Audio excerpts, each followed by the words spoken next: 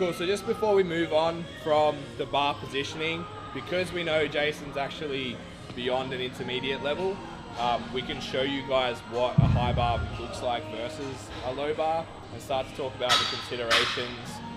When you're training still a novice lifter, there's more considerations that change again that we'll talk about for intermediate lifters a little bit later, but for now, still assume that Jason's between that novice and intermediate stage. So we've done Jason's test. Turns out that he likes a really high bar position. His torso is really upright. He's got short femurs. This allows him to sit right down into the squat, which I cannot do because I have long ass femurs. So we're going to get Jace under the bar to do that. Now we've played with it off camera. The ankle restriction that Jace has doesn't allow him actually to do a high bar position. So we've just dropped some plates on the floor that's going to allow him to create that knee drive over the toe by opening up the angle of the foot. So we'll get him underneath, bar nice and high.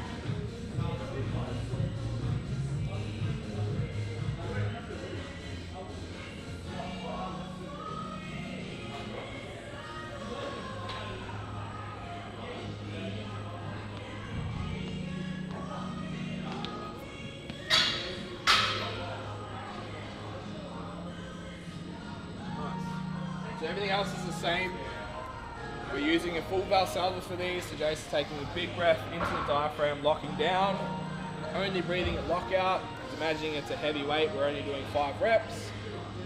The plates have allowed us to get this nice knee travel, but we're still making sure we're keeping an eye on those reference lines. So it's ankle to knee, knee to hip, hip to shoulder, shoulder to elbow, and shoulder to head. Everything looks pretty good there.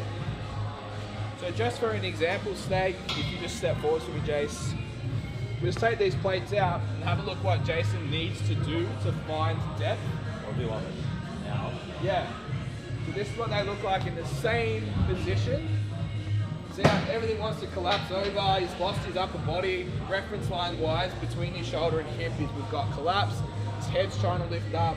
Everything just looks a little bit uncomfortable. Starting to lose tightness in the hip at the bottom as well. Because Jace doesn't, simply just because he's got a blockage in that left ankle.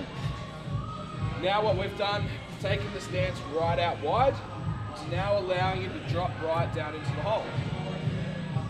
If you have a look at the challenge here, how far the knee needs to get over the toe in that position, it's much lower because he's got more room for his hips to sit back. So instead of the knee coming forwards, his hips are driving back more, we're still managing to keep the bar over the midfoot.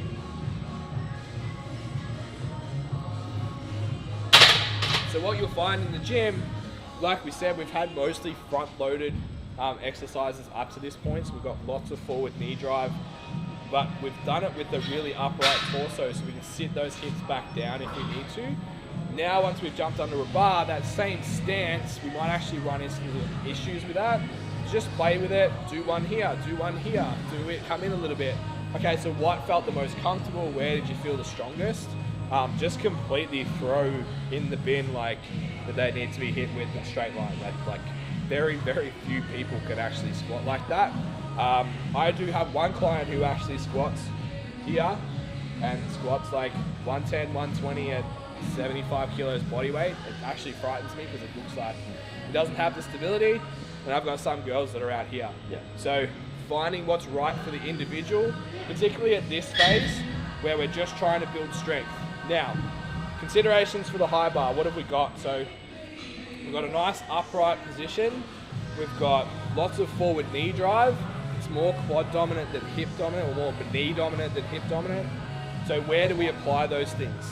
Anyone who's interested in Olympic lifting, in CrossFit, in maybe a bodybuilder too, if we start to think about hypertrophy, which Jace will do in the later units, when we talk about the quads versus the glutes and hamstrings. So if we've got lots of forward knee drive, we're obviously loading the quad a lot more.